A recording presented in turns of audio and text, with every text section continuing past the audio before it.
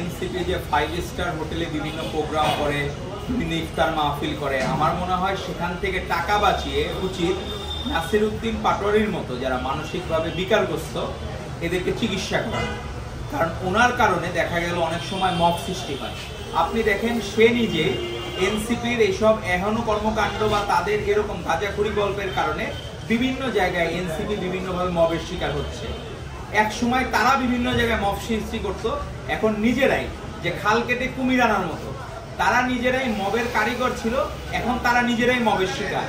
তো এই ধরনের আসলে নাসিরউদ্দিন পাটোয়ারি যে বাস্তবসম্মত কথা বলেন না, জীবনে যারা ক্যাপ্টেন নির্বাচন করেন নাই, স্কুলে ক্লাস মনিটর নির্বাচন করেন নাই, তারা এখন জাতীয় সংসদে নাকি 150 আসন জিতবে। মানে এই বিষয়টা আসলে অদ্ভুত। অনেকে মনে করতেছে ডাকসুতে কারচুপির মাধ্যমে জিতে এরা পৃথিবী জয় করে ফেলেছে, কিন্তু তারা যে আসলে বোকার স্বর্গে বাস করছে এটি জাতীয় নির্বাচনে প্রমাণ হয়। আজকে এনসিপি যেখানে কোনো নির্বাচনে অংশগ্রহণ করেনি, ভবিষ্যতে তাদের পারফরমেন্স কি হবে এটি একটা গবেষণার বিষয়।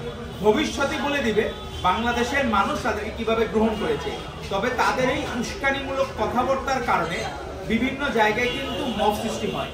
তো আমার উচিত তারা নিজেরা পারস্পরিক শ্রদ্ধাবোধের জায়গাটা ঠিক রাখবে। একজন দেখলাম প্রোগ্রামে যে বলতেছে টক শোতে যে আমার কাছে হিসাব আছে যে বিএনপি 50টা আসন পাবে, এরা হচ্ছে 250 আসন পাবে, এরকম নাকি বন্টন আছে। তো আমার মনে হয় তাদের আসলে মানসিক চিকিৎসা করানো দরকার। কারণ বাংলাদেশের এখনো সবচেয়ে জনপ্রিয় দল বাংলাদেশ জাতীয়তাবাদী দল বিএনপি। তো এই ধরনের টক শো বিভিন্ন জায়গায় পাবলিক প্লেসে আমরা কখনো তো বলি নেই যে আমরা 300 আসনই পাবো।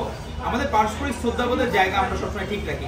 বাংলাদেশ জাতীয়তাবাদী দল বিএনপির সবচেয়ে জনপ্রিয় দল, বাংলাদেশের সবচেয়ে জনপ্রিয় দল হচ্ছে বাংলাদেশ জাতীয়তাবাদী দল, আর সবচেয়ে জনপ্রিয় নেত্রী হচ্ছে আপসহীন দেশনেত্রী বেগম খালেদা জিয়া, আর নেতা হচ্ছেন আমাদের ভারপ্রাপ্ত চেয়ারম্যান জনাব তারেক রহমান।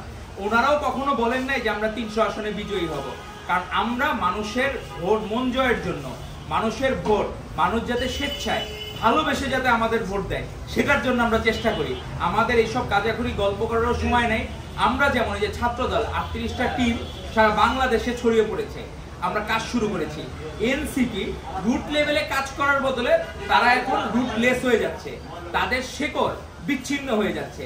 আর আমরা কিন্তু শিখরে পৌঁছেও, আমরা সর্বোচ্চ সাফল্যের শিখরে পৌঁছেও কিন্তু আমরা শেকড়ে যাচ্ছি। কিভাবে জনগণের সাধারণ শিক্ষার্থীদের যারা তরুণ ভোটার এদের মন কিভাবে জয় করব। কারণ আমরা সবসময় জনগণমুখী দল, আমরা সবসময় বাংলাদেশমুখী দল, আমাদের এর বাইরে আর কোনো অস্তিত্ব নাই। তো নাসিরউদ্দিন পাটোয়ারির মতো যারা এইরকম গাঁজাখুরে গল্প করে তাদের মানসিক চিকিৎসা করানোর জন্য দাবি জানাচ্ছি এনসিপির কাছে যে তারা যাতে দ্রুত তাদের মানসিক চিকিৎসাগুলো করায়। আর তারা এসব ফাপড় বা বিভিন্ন কথাবার্তা না বলে, আমরা তো দেখলাম না রুট লেভেলে কেউ একটা কাজ করতেছে, তাদের সংগঠনের জন্য তারা কাজ করছে। তো আমরা আশা করব তাদের জন্য শুভকামনা থাকবে নতুন রাজনৈতিক দল হিসেবে। কিন্তু তারা যদি পারস্পরিক শ্রদ্ধাবোধের জায়গা নষ্ট করে তাহলে এটি খুব দুঃখজনক হবে। কারণ 24-এর গণ অভ্যুত্থানের পরবর্তী সময় আমরা চাই না যে আমাদের এই বন্ডিংসটা কোনো কারণে নষ্ট হোক। কারণ 24-এর গণ অভ্যুত্থানের আগে অনেকে লিড করতো, অন্য সংগঠন করতো, কিন্তু সেখান থেকে তারা নিজেদের ভুল বুঝতে পেরে তারা কিন্তু হাসিনা বিরোধী আন্দোলনে শরিক হয়েছে। আমরা তাদেরকে অ্যাপ্রিসিয়েট করি, কিন্তু অ্যাপ্রিসিয়েশনের জায়গাটা, পারস্পরিক শ্রদ্ধাবোধের জায়গাটা তারা নষ্ট করছে। তো তাদেরকে আহ্বান করব, আপনারা সুরাজনীতি করুন, আপনারা সুন্দর সুষ্ঠু দ্বারা রাজনীতি করুন, আপনারা জনগণের ভালোবাসা আদায়ের চেষ্টা করুন। এই ধরনের মিথ্যা কথা বানোয়াট কথা বললে কোনো ভোট ব্যাংক বাড়ে না, বরঞ্চ 2-4টা যাও ভোট পাইতে, আর এখন জামানত বাজেয়াপ্ত হবে আপনাদের। ধন্যবাদ।